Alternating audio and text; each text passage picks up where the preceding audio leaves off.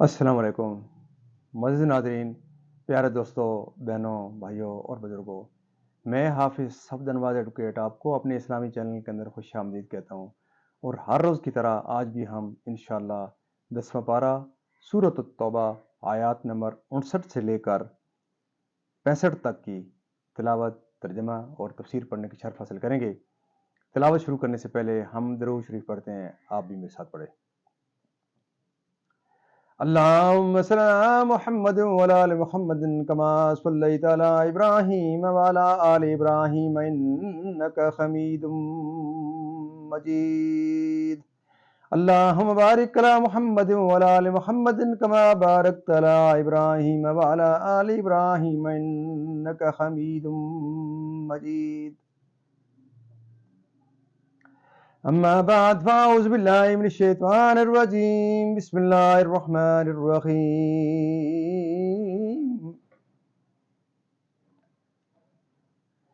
إنما الصدقات للفقراء والمساكين والعاملين عليها والمؤلفة قلوبهم وفي الرقاب والغارمين وفي سبيل الله وابن السبيل فريدة من الله والله عليم حكيم. ومنهم الذين يؤذون النبي ويقولون هو أذن قل أذن خير لكم يؤمن بالله ويؤمن للمؤمنين ورحمة للذين آمنوا منكم والذين يؤذون رسول الله لهم عذاب أليم. يحلفون بالله لكم ليرضوكم والله ورسوله أحق أن يرضوه إن كانوا مؤمنين. ألم يعلموا أنه من يخادع الله ورسوله فأن له نار جهنم خالدا فيها ذلك الخزي العظيم. يحذر المنافقون أن تنزل عليهم سورة تنبئهم بما في قلوبهم قل استهزئوا إن الله مخرج ما تحذرون.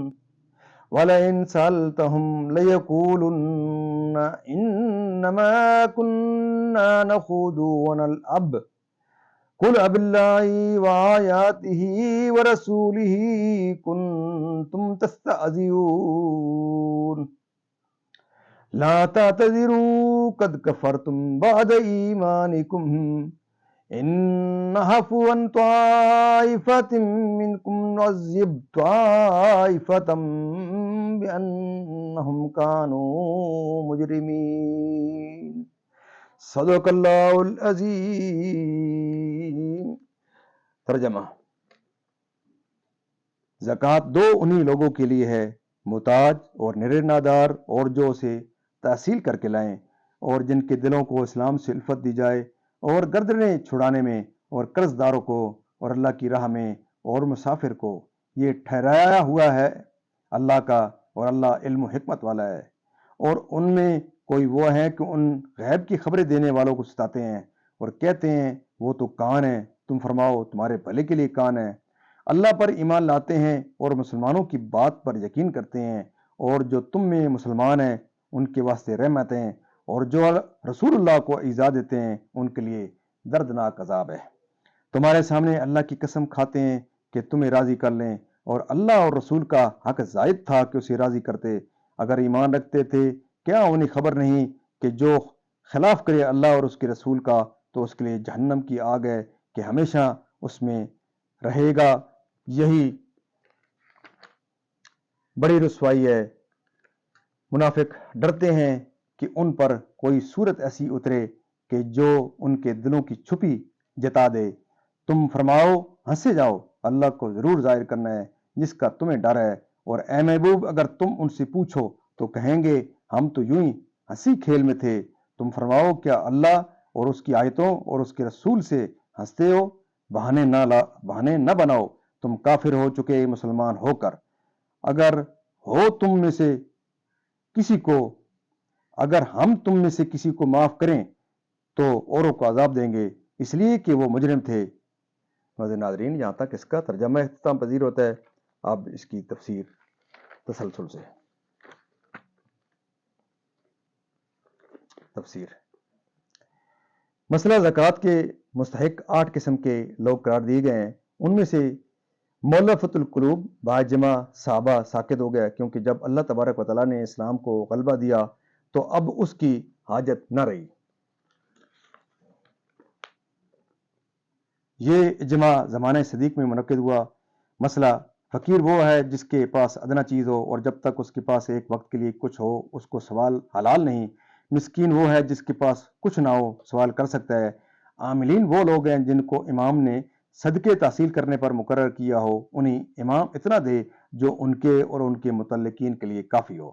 مسئلہ اگر عامل غنی ہو تو بھی اس کو لینا جائز ہے۔ مسئلہ عامل سید یا ہاشمی ہو تو وہ زکوٰۃ میں سے نہ لے۔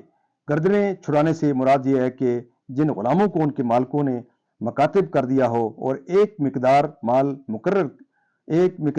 کی مقرر کر دی ہو کہ اس قدر وہ ادا کریں تو آزاد ہیں، وہ بھی مستحق ہیں ان کو آزاد کرانے کے لیے مال زکوٰۃ دیا جائے۔ قرض دار جو بغیر کسی گناہ کے مبتلا قرض ہوں اور اتنا مال نہ رکھتے ہوں جس سے قرض ادا کریں، انہیں ادائے قرض میں مال زکوٰۃ سے مدد دی جائے۔ اللہ کی راہ میں خرچ کرنے سے بے سامان مجاہدین اور نادار حاجیوں پر صرف کرنا مراد ہے۔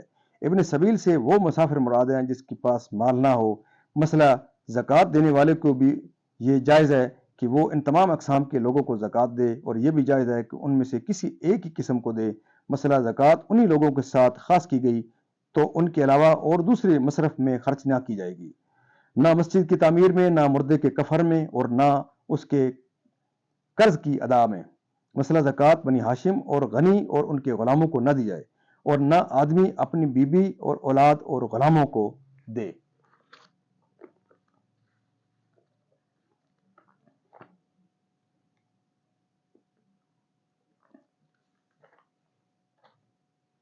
یعنی سید عالم صلی اللہ علیہ وسلم کو شان نزول منافقین اپنے جلسوں میں سید عالم صلی اللہ علیہ وسلم کی شان میں ناشائستہ باتیں بکا کرتے تھے۔ ان میں سے بعضوں نے کہا کہ اگر حضور کو خبر ہو گئی تو وہ ہمارے حق میں اچھا نہ ہوگا۔ جلاس بن سوید منافق نے کہا کہ ہم جو چاہیں گے کہیں حضور کے سامنے مکر جائیں گے اور قسم کھا لیں گے، وہ تو کان ہیں، ان سے جو کہہ دیا جائے سن کر مان لیتے ہیں۔ اس پر اللہ تعالیٰ نے یہ آیت نازل فرمائی اور یہ فرمایا کہ اگر وہ سننے والے بھی ہیں تو خیر اور صلاح کے لیے سننے اور ماننے والے ہیں، شر اور فساد کے نہیں۔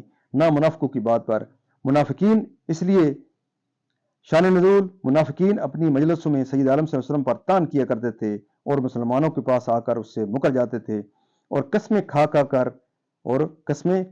کر اپنی بریت ثابت کرتے تھے۔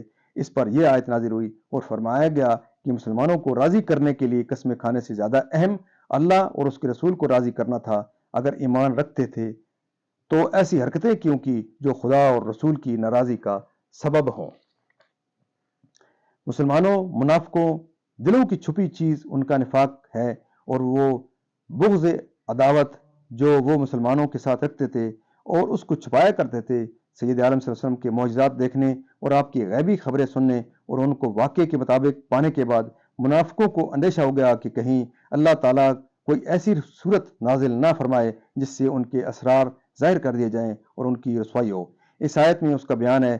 شان نزول غزوہ تبوک میں جاتے ہوئے منافقین کے 3 نفروں میں سے 2 رسول کریم صلی اللہ علیہ وسلم کی نسبت تمسخراً کہتے تھے کہ ان کا خیال ہے کہ یہ روم پر غالب آ جائیں گے۔ کتنا بعید خیال ہے، اور ایک نفر بولتا تو نہ تھا مگر ان باتوں کو سن کر ہنستا تھا۔ حضور نے ان کو طلب فرما کر ارشاد فرمایا کہ تم ایسا ایسا کہہ رہے تھے۔ انہوں نے کہا کہ ہم راستہ کاٹنے کے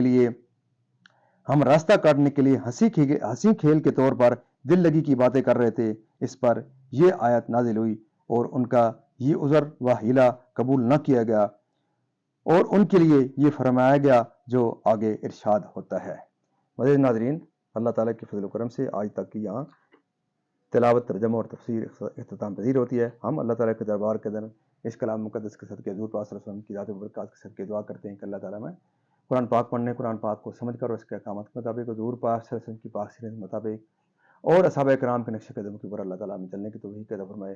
اللہ تعالیٰ اس کلام مقدس کے صدقے حضور پاک صلی اللہ علیہ وسلم کی ذات و برکات کے صدقے میرے اور آپ کے تمام کے صغیرہ و کبیرہ گناہوں کو معاف فرمائے، تمام پریشانوں کی پریشانیاں دور فرمائے اور تمام بیماروں کو شفائے کاملہ عطا فرمائے۔ اللہ تعالیٰ تمام مرحومین کو جنت الفردوس میں اعلیٰ و بالا مقام عطا فرمائے۔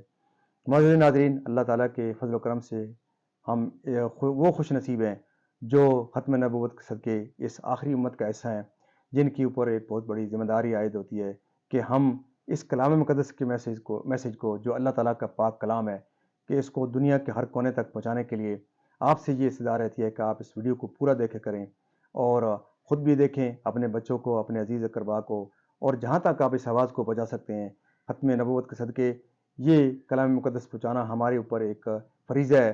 تو میں جس حد تک کر سکتا ہوں، شاید بہت کم کر رہا ہوں، لیکن جو کچھ بھی کر رہا ہوں آپ بھی اس میں صدقہ جاریہ سمجھتے ہوئے دن قیامت تک آپ اس کو انشاءاللہ ثواب بھی ملے گا، اور یہ ایک بہت بڑا عظیم کام ہے، اس میں ضرور اپنا حصہ ڈالیں۔